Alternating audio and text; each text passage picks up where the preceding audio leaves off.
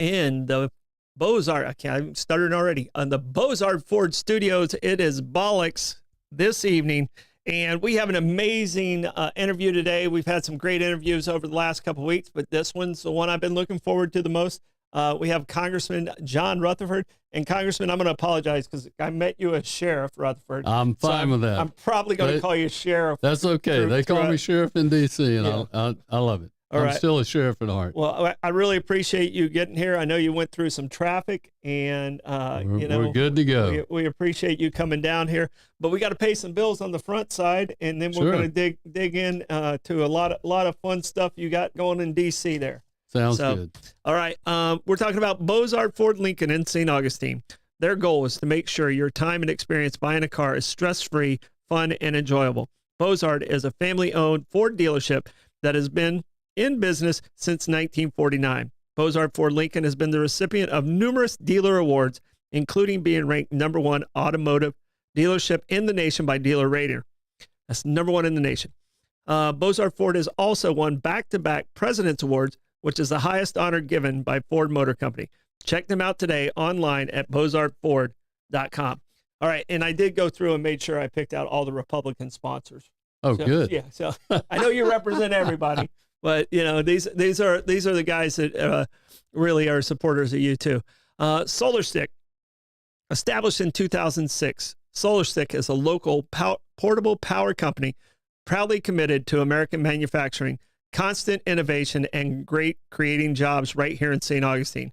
Solar Stick focuses on providing solutions for self-sufficiency, helps users all over the world complete missions, and saves lives. Solar Stick, changing lives, saving lives, and reviving American manufacture. All right, here we go. A to Z. For over 20 years, A to Z Roofing and Waterproofing has been St. Augustine's trusted name in roofing. From cedar, shake, and tile to flat roofs and designer shingles, they've got you covered. Literally specializing in painted metal roofs for saltwater area homes. I shouldn't have done this one while he's here. This is the hardest read we have. With warranties up to 25 years and cedar, shake, shingle warranties up to 50 years. A to Z puts customer satisfaction first. Free estimates, top-tier materials, and service you can count on. Visit A to Z Roofing and Waterproofing.com. A to Z Roofing, protecting homes from the top down. All right. Other sponsors we have to talk about. We have Mr. Electric. We have Anastasia Diner at Moultrie Creek Diner, Brightway Insurance, St. Augustine Pirate and Treasure Museum, Anastasia Construction Group, Abear Kresge and Associates, Powell Heating and Air, Mehans, A.D. Davis Construction, the building we're in, Land Title of America, Kaiser's Deli and Market, and the St. Augustine Distillery. Whew. Those are all in your 904. That's a bunch of them. Yeah, no, we got to keep the lights on here. And I'll tell you what, two of those, as you just mentioned, I will tell you, Solar Stick, they have an amazing application that helps our men and women in uniform, keeps them from having to go out into harm's way so often. Yeah. And just tremendous. And I actually have everybody in D.C. now hooked on the St. Augustine Distillery's bourbon. Bourbon. Well, Florida bourbon. Yeah, it's who would have thunked it? I know. And when they came up with the idea, I was like, wow, this is going to be great. Yeah. Phil and Mike and the whole crew over there have always been so kind to us. But the bourbon, I don't know. Have you tried the Saint yet? The reserve? Yes, I have. It's as good a bourbon as you're going to find out there. They're all excellent. I kind of tend toward the port. Oh yeah, one with the port barrel. Yeah, we have some of that here. If this interview turns, show's over. Yeah, if this interview turns in a bad, we'll just break out the bottle. We'll make our director, producer become bartender if things don't go in the right direction. There you go. But Sheriff, I really appreciate you coming in here. You and I met a long time ago. You were sheriff. Mm-hmm. I was a Parks and Recreation director. So it has to have been over 15 years ago. Yeah. But I really appreciate you coming in because you're sitting in the nest of everything that's going on in the world right now in D.C., representing the 904. Mm-hmm. Because your district is south part of Duval and all of St. Johns County. Is that correct? Correct. Pretty much all of St. John. Yeah. To kind of make it simple. Yeah. I probably oversimplified it a little bit because everything moves in a lot of different directions. Yeah. Now, one of the things, our district is, like I said, fairly simple. A lot of the districts that are out there aren't so simple, and some of them are getting even more complicated. Some of the things that are happening in Texas and in California, and some of those things, and some of the district north of you, the way it used to be gerrymandered, was really kind of appalling. I think Florida's kind of cleaned its act up a little bit. We did. We got rid of the barbell district, which was, it was they call it the barbell because you had a big circle in Jacksonville, big circle in Tallahassee, and then a little strip that ran down I-10 all the way across. Yeah. All the way across.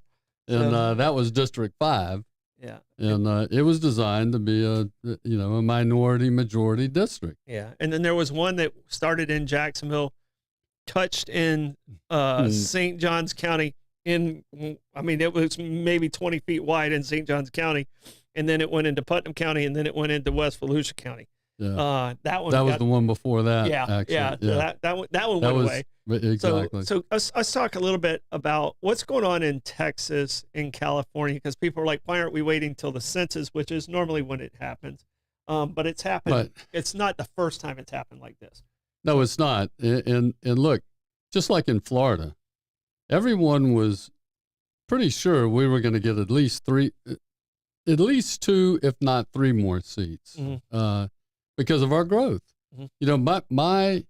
The concentration of growth in just District 4 at that time, which I represented, when they redistricted, District 4 had to lose 100,000 population because of the growth and the density of the growth. And that's why they had to reshape. They had to reshape. They had to reshape it. Yeah. But we thought we would get 2 additional seats in Florida because of our population growth, maybe 3. In the end, we got 1. And when it was all over, they admitted that the count was wrong, the appropriation was wrong. So why should we have to suffer for 10 years with that? Yeah. Let's straighten it out and straighten it out now. And that's what Republican states are doing all over the country. Texas being one. Yeah. We shouldn't have to accept that the Democrats did it wrong and we're going to live with it for another 10 years. So even after the census numbers, we still only got 1. Exactly. And after 2020. Yep. So, wow. Yep. Okay. I don't think I even realized that's the number was supposed to be 3. And, because right now we're the 3rd most populated state, correct? Behind New York and, I'm sorry, New York is 4th behind Texas and California. Right. Because we passed New York now. Exactly. So, they're all living here now. Yeah. All right. One of the questions that, people, we advertised you were coming on the show. And one of the questions that kept coming up was the National Guard in D.C. You as a sheriff, what do you see happening there? And I'd like you to answer it from both sides, as a sheriff and as a congressman. Right. As a congressman, what do you see? And then as a sheriff, if you were sitting in D.C., how would you handle that? Well, first let me answer it as I would as a sheriff. Okay.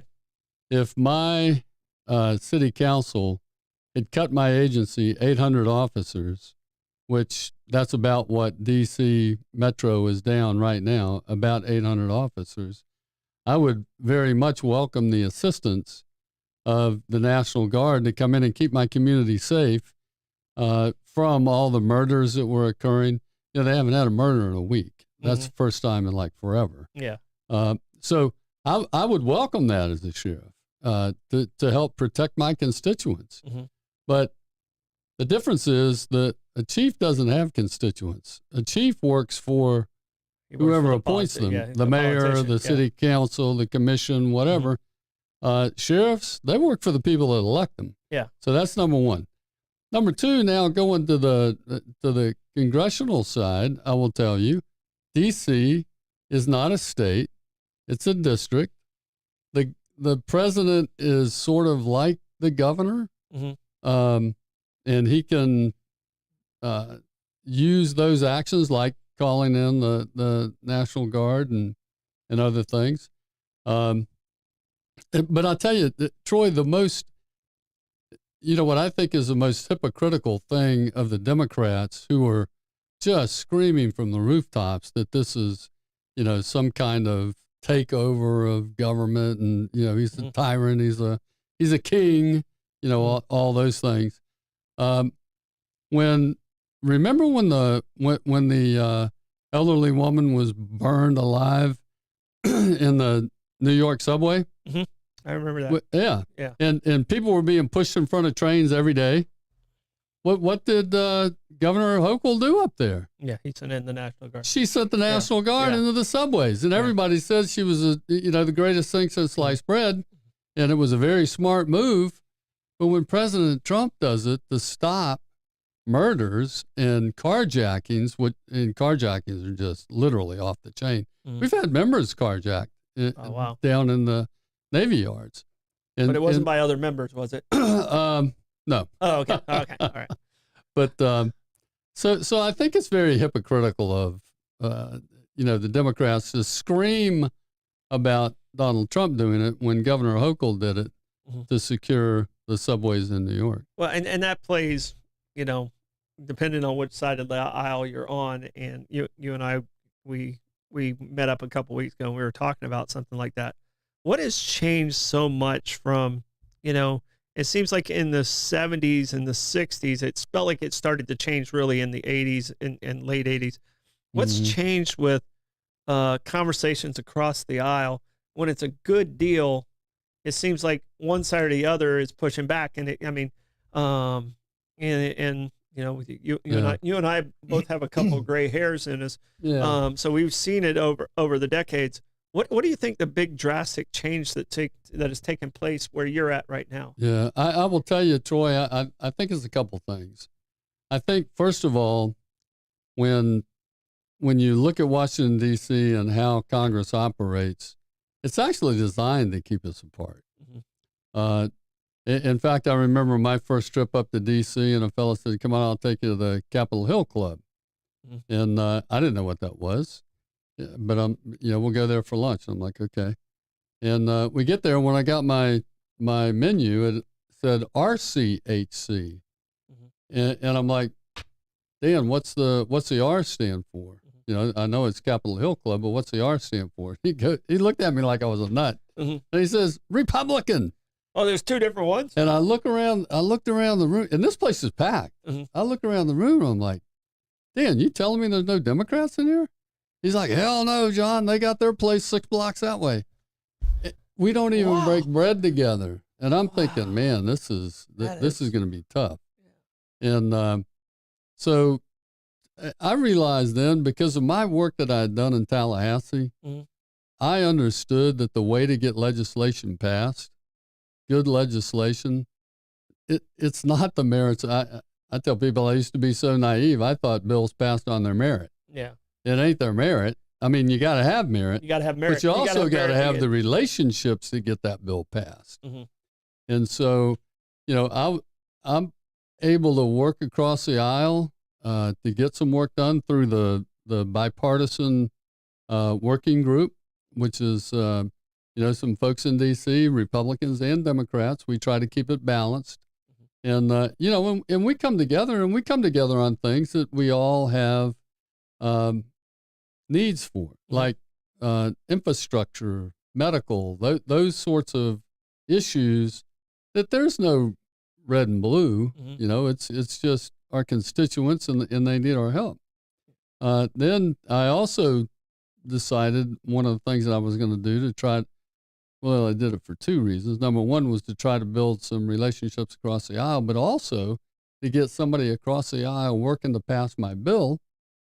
So when I brought up the Stop School Violence Act of 2018, when I went to introduce that bill, before I dropped it, introduced it, I went to Ted Deutsch, who was a Democrat in Florida, and on the judiciary in subcommittee. Mm-hmm. So I knew the bill was going to go there, right? Yeah. So I go to Ted and I said, Ted, I'd like you to be a primary co-sponsor with me on this bill. Not just a signer or a not sponsor, just a co-signer, but a primary co-sponsor. Yeah. And he looked at me and he goes, "You mean a co-sponsor?" I said, "No, Ted, I mean a primary co-sponsor." Yeah. And he said, "Well, really? Let me look at it." And so he took it, and a couple of weeks later he called me and said, "Absolutely, put me on. I think it's a great bill." So every bill I file, I try to get, and I've had pretty good success except for one or two, but almost every bill that I file, it has not only my name on it, but it has the Democrats' name on it. And that builds some synergy on the floor so that I'm working on my side of the aisle, and Ted, like 2018, was working on the other side of the aisle. Yeah. And so there's some industry there too to help get things across the floor. One of the hot topics a couple weeks ago, and it's what was the big scream, was that big beautiful bill.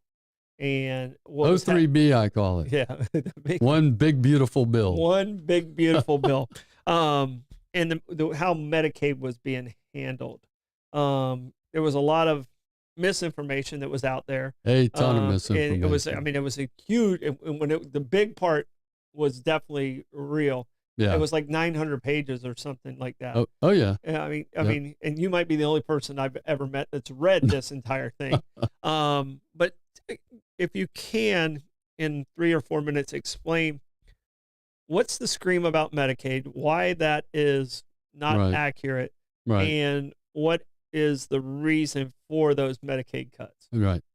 Okay. First of all, we're not cutting any Medicaid benefits. Mm-hmm. Let me say that right off the get-go. But the reason we have to look at the way the program is being run is because from 2019 until today, Medicaid costs have risen 60%.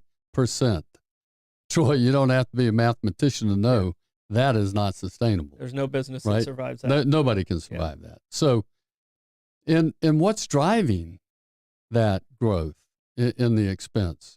And here's what a lot of people don't understand. The Medicaid program is actually administered by the different states. The federal government just pays the bill. Mm-hmm. And so all your eligibility requirements and all the checking and, who gets signed up and all that, that's all done at the state level. So think about, now I can tell you with Governor Ron DeSantis, buddy, ours is tight. Mm-hmm. We're doing it the right way.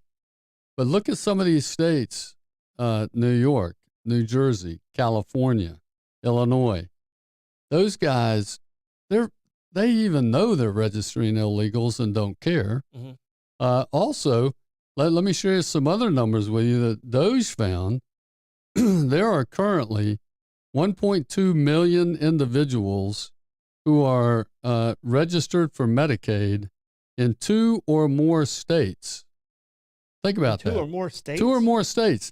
And don't hold me to this number because it's a crazy number, but there's 25,000 who are registered in 12 or more states. Think about that. It's crazy. But I think that's the scariest part is the people receiving it know more about it than the people actually administrating it. Well, and that's for 5 or more. Think about that. Wow. 12 or more states. 12 or more states. Some ridiculous numbers. And then, so you've got those double dippers, right? Yeah.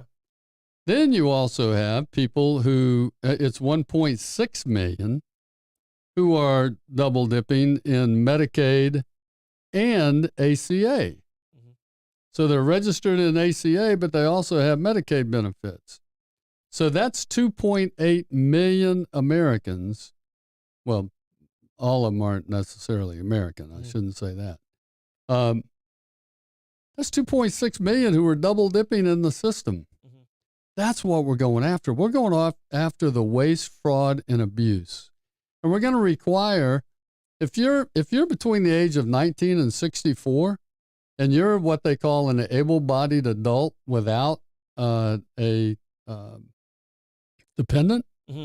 you need to get your butt to work So you need to give us 20 hours a week of work, 20 hours a week of or not and 20 hours a week of work, or 20 hours of volunteering, or 20 hours of education, going to school to better yourself. We want you to get better so you get off the system. Mm-hmm. And so it's really a welfare to work again.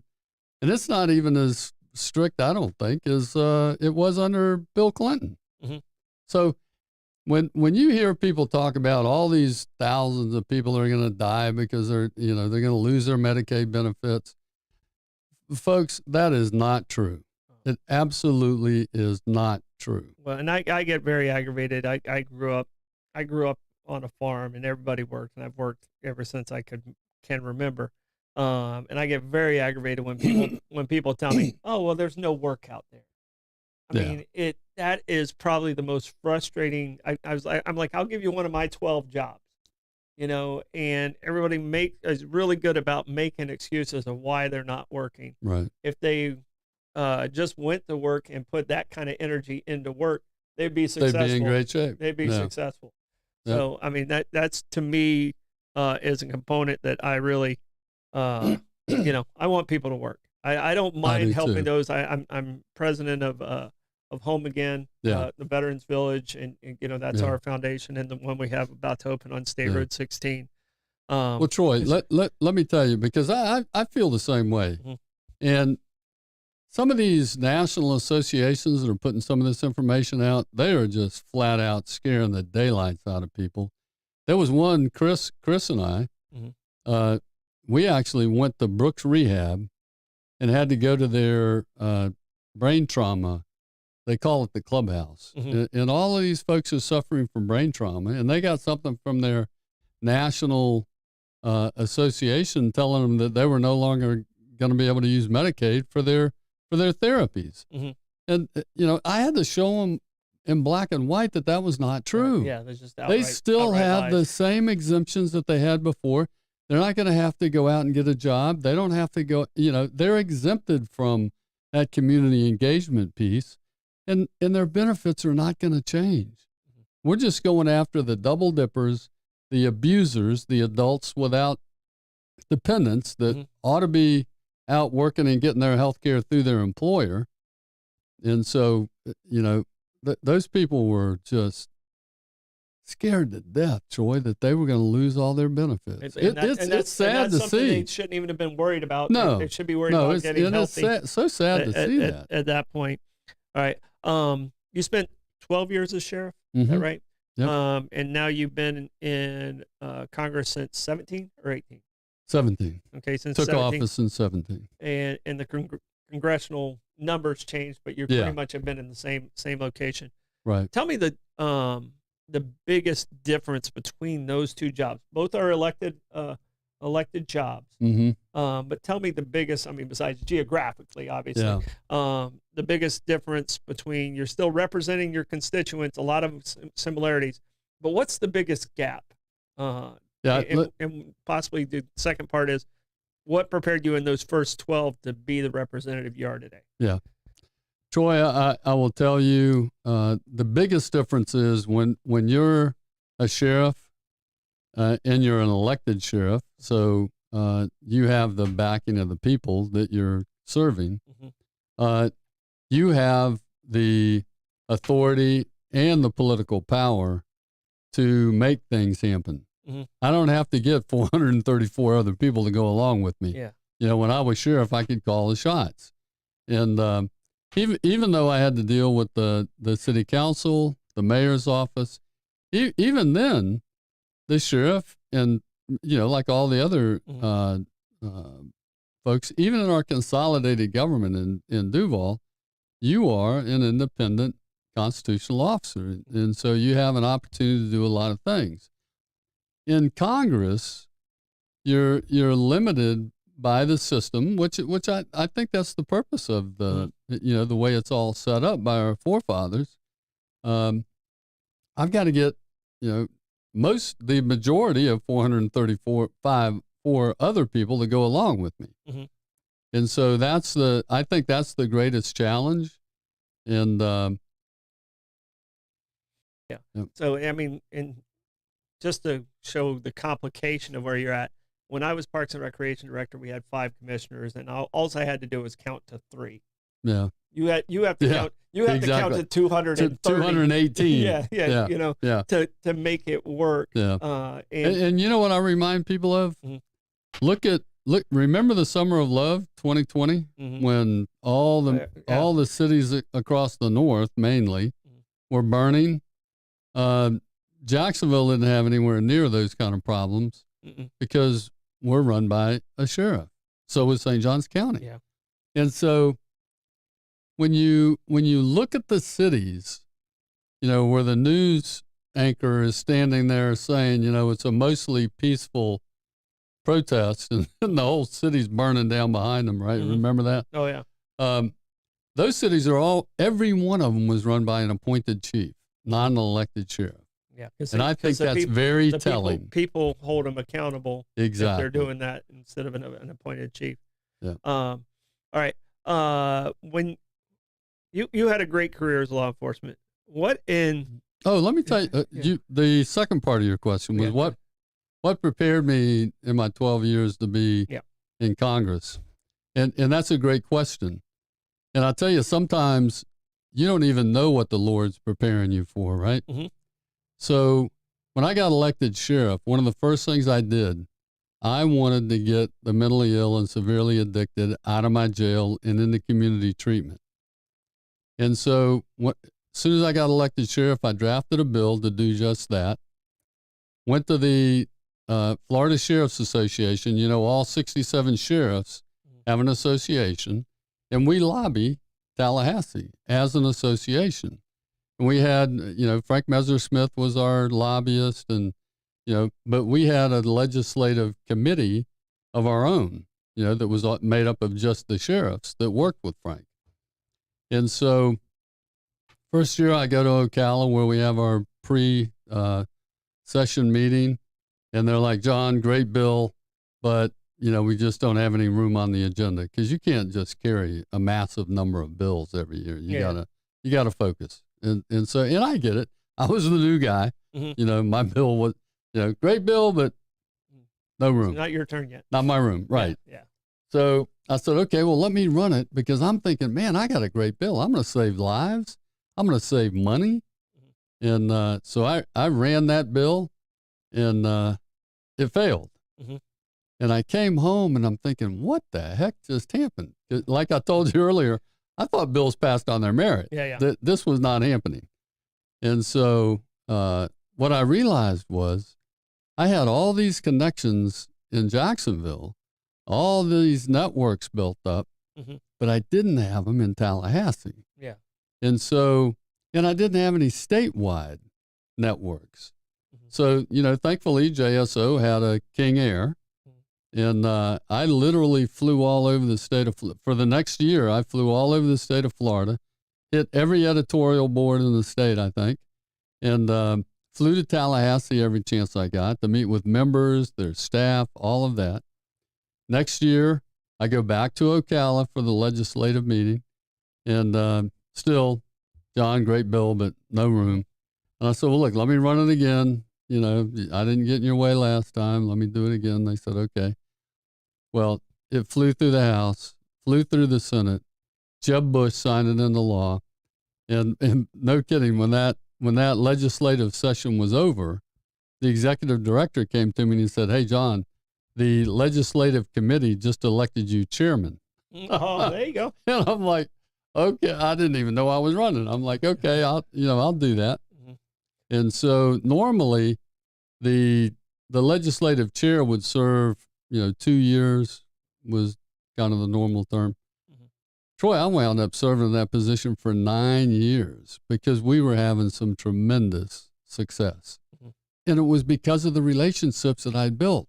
And that's why I was so aghast when Dan takes me to lunch in D.C., and we're not even breaking bread with Democrats. You're not even having the conversation. But I will tell you this too, and I think this is the problem with the conversation now. I think the days of Ronald Reagan and Tip O'Neill and all of that are over, and I'm going to tell you why. The Democrats do not want to live in the America that I want to live in. And quite frankly, I don't want to live in the America that they want to live in. Mm-hmm. It used to be in the days of Tip O'Neill and Ronald Reagan, this was the spot that everybody wanted to get to. Those of us on the right thought you go to the right to get there. Those on the left thought you went to the left to get there. Mm-hmm. But I'm telling you, we're not trying to get to the same spot in this country any longer. So the destination, there are many of them. Not the same. Yeah, there are many of them going further and further apart. Absolutely, the fringes are getting further apart, and for those of us, there are some good Democrats up there who are good, conservative mm-hmm. folks. They're in the Democrat Party. Mm-hmm. The challenge is they all vote Democrat no matter what the vote. It's come down to strictly party line voting, and that's the drawback. Do you think there's? I mean, you say you don't think it's going to come back together, but history kind of brings things back together. It's usually something big that reunites us together. Right. But those bridges have to be built at some point because we're a two-party system right now. Right now, in my opinion, one party is the New York Yankees, and the other party is the Bad News Bears. Yeah. And I don't see them having anybody, coming off the bench to save what's happening. No, I don't. And I'm an old blue dog Democrat. Yeah. I have an R beside my name, and I'm called a rhino now because of the way a lot of my thoughts are. But it hurts me to see that gap getting wider because I'm usually the guy in the middle of the valley. Yeah. Who gets left out. And that, that's, for people like me sitting in that middle, when the Republicans and the Democrats are moving further apart, that makes my voice go deeper in that valley. Yeah. And I, so it kind of hurts me to see that happening. Do you see anyone on any particular side that really does a good job of reaching across? I mean, you say you have some examples, mm-hmm. But do you see anybody out there that could possibly help build that bridge? Yeah, look, I think Mike Johnson, the speaker, is well positioned to do that, but it's not going to be. And here's the problem: it's not going to be with the people that you hear and see on television and who are all over the internet. Mm-hmm. It's not going to be those people. Yeah. It's going to be the people that you've probably never heard of.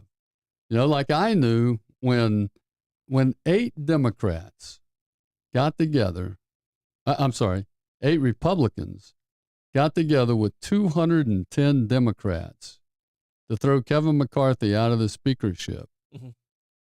I knew we had a problem. Yeah. And then we went through the search. And I felt all along that there were probably 2 people that could really pull us together. Mm-hmm. And that was Kevin McCarthy, Mike Johnson, and Kevin Hearn. Mm-hmm. And most people never even heard of either one of those guys. Yeah, but we knew them inside. Not until the 94 votes in right. place or and whatever. So that I knew that they could be a consensus candidate where others, like Jordan and some others, could not because they were too fringe. Mm-hmm. And so we needed somebody that had the respect in all 5 families mm-hmm. that they could bring it all back together. And that's what we done. That's what was done. And that's how we got the big, the one big beautiful bill passed. Yeah. Is because of the strength of Mike Johnson and his relationships. Mike knew what I knew when I came up here is it takes relationships. And so. All right. Switching gears a little bit. Our president signed an executive order about burning of the flags, and you would have to spend a year in jail.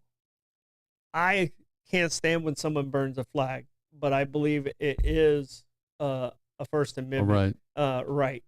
Do you think he's really trying to push that as an initiative, or do you think it's him saying, "Hey, you need to love America if you want to. You want to be a."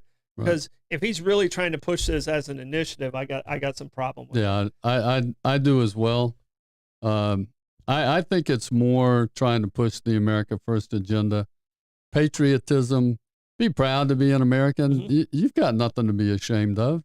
You know, even on this immigration situation, Troy, you know how many people legally migrate to this country every year through our, quote, broken system?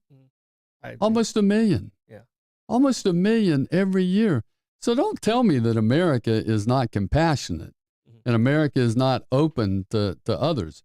But what President Trump understands is it's got to be America first. I got to take the speck out of my own eye before I can take the log out of your eye, right? Yeah. And so he gets that. Mm-hmm. And when he says America first, he's not saying America alone. Mm-hmm. What he understands is America has to be strong economically, diplomatically, and militarily. Mm-hmm. You got to be strong in all three of those areas. And so it's not us alone. It's got, what I tell people, it's kind of like the instructions that you get on an airplane. Mm-hmm. When the mask drops down, what do they tell you? Put it on yourself first, and then help your child, right? Yeah. Because if you aren't taken care of, you can't take care of them. And so it's the exact same thing, Put the mask on yourself first. And that's what I think President Trump means when he says America first. And Blake, it was about a month ago, I believe. I do a segment on Fridays called My 2 Cents. And I was doing something very similar to that. I was talking about being selfish so you can be selfless. Right. And that's being at a level of taking care of yourself, taking care of your surroundings around you, and then you can go and expand out when you can help. You're absolutely right. And one of the things that I do like Trump is doing is, he's a great bill collector. Businesses go out of business because they're not great bill collectors. Sometimes they have a wonderful product and they have this, but nobody's paying them. But they have a terrible system. It's not so much they're not doing what they're supposed to be doing, but they got a system in place that they're not keeping up with. They let people walk all over them. They don't know who's paid them. Right. And they'll pay next time.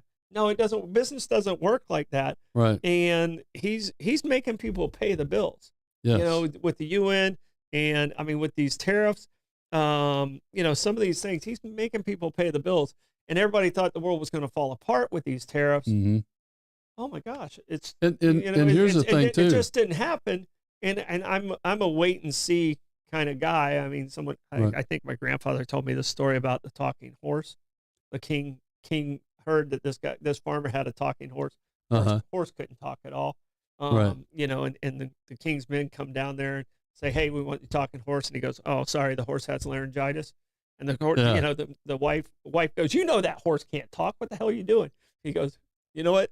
They'll be back in a year. Either I'll teach that horse to talk, the horse will die, I'll die. But either way, it works out best for us because we don't know what's going to happen." Yeah. And that's kind of the mentality that I have when it comes to big changes in government. Well, let's just wait and see. Yeah. Let's just see if that was a good thing. And with his tariffs, I think he's put everybody on notice as, if you owe us, you're paying us. Absolutely. And we owe China quite a bit, but we've been letting China get away with the numbers that they've been getting away with. They still have for a long time. They still have developing country status with the World Health Organization and others. Mm-hmm. The World Trade Organization. I'm like, developing? How could that be? Yes. Developing. Yes. Because what happened in World War II? What are we talking about? How far back does that I don't know how they get it. Yeah. How far back does that have to go? Yeah. So all right. I do want to talk about economy. And I've been talking about this quite a bit. We have to make ourselves strong here with oil, and we have to stop countries that are buying from Russia, Right. and say, hey, Like India. like India is the prime example. Yep. You know, they're like, hey, you're our friend, and buying the oil from over Right. here, which is strengthening our enemy. Right. You know, you can't have both. And Trump just hit him with a 50% tariff, I think. Yeah, but you Yeah. can't have both. Right. And I mean, we want to be great partners with India. I have great respect Absolutely. for the leader of India. Yep. I think he's possibly the smartest of all the Yeah. world leaders out there. Just what I've read about him and what I've seen him in the actions and what he's done there. But you can't have both. Right. And I think Trump recognizes that better than any president I've seen. And I think that business Yeah. background, and people are like, oh, I can't believe he's doing this. Did you read his book? Yeah. He's doing everything. He's doing everything he said he was gonna do. That's in the Yeah. book. Yeah. Let me say this like it too. or not like it. Yeah. He gave you his playbook. game plan. Yeah. Yeah. So let me say this too about the economy, because the one big beautiful bill is really to reshore our industries, Mhm. our middle class industries, small businesses and all that left, even the big ones that left and went overseas and took all those jobs with them. They gutted our middle class. Mhm. And the one big beautiful bill is to help bring all of that back. And I want to make this point. You know, you talked about I'm just going to call them lies, the lies that have been told about Medicaid and how, what the results of that are going to be. There's another big lie about the one big beautiful bill, and that is that it's a $3.2 trillion deficit bill. Mhm. Now, I've heard Kudlow and some others, they're now starting to make this point that it's not, for two reasons. Number one, we're extending the Trump tax cuts from 2017. Mhm. Well, not that Congress. Mhm. So we're extending that. It's already been paid for. If we don't pass the one big beautiful bill, you would have seen an increase of $4.5 trillion in the tax burden for this country. You probably heard that number, right? Yeah. But you know what, this Congressional Budget Office, who I'm going to tell you, they are not nonpartisan. I think they hate Trump, and that's why they scored the bill the way they did. And what they are saying is, well, because you're not allowing, no kidding, this is D.C. math now. You're not allowing the taxes to go up $4.5 trillion, so that's a cut that you have to pay for. Mhm. I'm like, no. That's not the way it works. No, it doesn't work that You way. can't add in money that's not there. And you have to pay for it. Yeah. So that's where some of that 3.2 trillion comes from, is the 4.5 trillion that is funny money that they're talking about. It's just projection. And then the other thing is, they said, just like in the Trump tax cuts earlier, they said the economy was only going to grow at 1.9%. Remember Obama saying, what's he got, a magic wand? He can get the GDP over 1.9? No, he had a great tax bill that did that. The GDP back then was growing over 3.5. One quarter, I think it was like 4.2. So, you know what 1 point of growth back then was worth in the economy? $274 billion. So over the 10-year life of that bill, that's $2.7 trillion. So it was already covered. And in this bill, that they're saying there's a $3.2 trillion deficit because of the $4.5 trillion that we're not increasing taxes. He's also the CBO is also projecting it's going to grow at 1.8, not even the 1.9 of the first one. So they're saying 1.8. If it doesn't grow at 3.5, I'll eat this phone. It's going to grow. Well, and so it's not a deficit, and that's going to be another $2.8 trillion to the good coming out of this bill over the 10-year period. So you take the tariffs that are looking at about $300 billion this year, with just half a year that we've run this. And here's the part that people don't realize too about the tariffs, Troy. President Trump not only got them to the table to talk about tariffs, but trade barriers, literal barriers. No, you can't bring, I'll make an example up. I don't know this, but you can't find a Ford F-150 in Tokyo, and they're our best trading partner, right? Yeah. But you can't find our cars over there. Yeah. Because they've got barriers on them. And so they create these barriers. And what Trump did with the tariffs was he forced them to the table and then brought those up too. And that's why we're seeing such a change in our trade imbalance with every country in the world. Yeah, and that's why I said I like him being the bill collector. Exactly. I don't think he's asking, some of the outrageous, when you look at it, he's looking for fair and equity. Wait, you owe me that, you're paying that. You owe that to the group that I'm not funding your portion of it. Right. He's making everybody give up a portion of their allowance, like right. With the UN and Germany and some of those other countries that are just like, I'll pay next year. Yeah. No, you're going to pay now. And if tariffs are so bad, why are all these other countries putting big tariffs on us? Hit them on us because we're considered,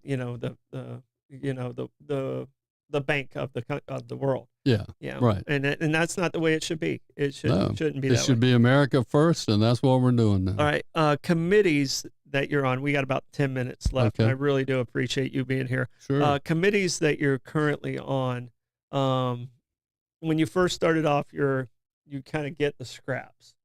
Now you're in year 8 of where you're at. Yeah. What committee do you enjoy the most sitting on and you feel you're the most effective on? Well, I will tell you the committee that I'm on, I worked very hard my first year in 2017 to try and get on appropriations because I really wanted appropriations. I didn't get that. I got VA authorizing, which was fine. Mm-hmm. That's great for our community. I was on Homeland Security authorizing. Mm-hmm. That was good. And I was on Judiciary, which was awesome because I got to read all the Lisa Page, Peter Strzok, all the Russia mm-hmm. emails, mm-hmm. which I'm going to tell you as a police officer just turned my blood cold. It was scary stuff you were reading. So I was happy there, but I really wanted to be on appropriations. Mm-hmm. And so I didn't get it. But Speaker Ryan called me and he said, John, look, I appreciate all the effort you put into going to approps. As a freshman, that's an A committee. It rarely, almost never doesn't usually happen. Yeah. But 1 year in, Charlie Dent retired early in the middle of the term. I got a call from Paul Ryan. He says, hey, I don't think I need to ask, but do you still want approps? And I'm like, hell yes. Yeah. You never asked. So I got approps 1 year in, and I'm on Milcon VA, Military Construction and Veteran Affairs appropriations, Homeland Security appropriations, and Transportation, Housing, and Urban Development appropriations. And so those are 3 great committees that you can really impact not only Northeast Florida, but the entire country. And I love being there to make sure that what they want to authorize, if it's the right thing, and we get it funded. Yep. Sheriff Hardwick, that's who was calling. Oh, great friend. Hey, we're on air. Yeah. So I'll give him a call back. Great guy. But that's who was just calling in there. All right. And last time he was on, a lot of back and forth about Alligator Alcatraz. I think it's Alligator Alcatraz. Mm-hmm. Some judge has stopped the expansion of it right now. Right. Have you had a chance to visit there? He had been down there and he told me about it. I haven't yet. Mm-hmm. But I ran 3 jails, when I was sheriff. And one of the things that I know is Florida has a Florida model jail standards that you have to meet, or you can be sued. Mm-hmm. I'm confident that Alligator Alcatraz meets the Florida model jail standards. Yeah. If it didn't, trust me, there's enough attorneys around down there. They'd be all over them. And so I thought it was an incredibly smart thing to do. Use that space, use it, well. And now there's another one going in. I forget what they're. They stopped the one that was here in Northeast Florida, but I heard there's another one it's still and I think once it gets through the court system, it's going to be able to expand to what it was supposed to be. I think they. Well, what we need, Troy, is we have to have these temporary lockups, if you will, because we're going to have a massive number of people in the beginning that will trickle down, and we don't want to build a bunch of brick and mortar at great expense for these guys. So, but they need to be housed humanely and within Florida model jail standards, and they are. I'm sure. Yeah, and that's Sheriff went down there. He's the head of like the sheriff's jail committee. Yeah. I completely screwed up whatever that committee was. Yeah, Florida Model Jail Standards Committee. Yeah, so he's the chairman of that. Anything we've left off that we should have talked about? There's so much. So and you came in 2017. You were retired for 5 years, right? No, I was retired for a little over 6 or 8 months before I started running. It was just that short of time. I thought there was a gap between. Yeah. What made you come back into this role? Was it just there was a gap in the? I will tell you, Troy. Law enforcement for me was a calling. It was a ministry. It wasn't just a job, and helping people in that way was, and when you're working for the Lord, it is so gratifying. And I told Father Tom Willis, I said, Father, what do I have to do to get back in God's grace? You know, and he said, you don't do anything, John. You just ask for it. You know, that's the way grace is all around you. You just got to ask for it. And so I kind of changed my thinking about that. And lo and behold, 2 or 3 weeks after that, Andrew Crenshaw, who had been in D.C. for like 16 years, doing a great job, decided to retire. My phone blew up because everybody knew I'd been legislative chair for like 9 years for the sheriffs, and it was a perfect fit. And that's why I said earlier, sometimes you never know what the Lord's preparing you for. Yeah. I've never thought about ever running for Congress. Would never have thought about that. You know, I was a law enforcement guy. Yeah. And what's the difference between the schedule? Like I know when I've done lobbying, you know, in my previous government career, I mean, getting in and you got Chris Eric. I mean, he probably knows that schedule better than anybody. Yeah. But what is your schedule? How do you fit in all of that? And, you know, you got to obviously have people around you, but you know, there has to be certain times where you're like, oh man, I wish I'd been able to get to them. Yeah. But everybody's important. Listen, I will tell you, that's the toughest part of this job. I'm in D.C. about 60% of the time. And the 40% that I am home is from Friday evening to Monday afternoon, most days, you know, most weeks. And so, you know, none of the Republican clubs are meeting on Monday or Friday night, Saturday night, or Sunday night, right? And so it just makes it difficult to get to the constituents that way. And so you look for other ways to do outreach. And, you know, you go to those meetings when you can. And well, you're welcome here anytime. Well, thank you. I really appreciate it. Thank you, Troy. You know, appreciate you. And always enjoy our conversations. You know, and it's just nice that we can have these conversations. You came on and you didn't. We have no preset questions. On this show, and a lot of people when they come in and they like, what's my questions going? I'm not doing that. I'm the wrong interview, wrong place, wrong interview for them. But I really appreciate your candor with it. I'm happy you said what you said about the executive order today, because that one kind of hurt me a little bit. You know, and I know how he operates, so I think that I was like, all right, he's trying to create something here. It's a negotiation.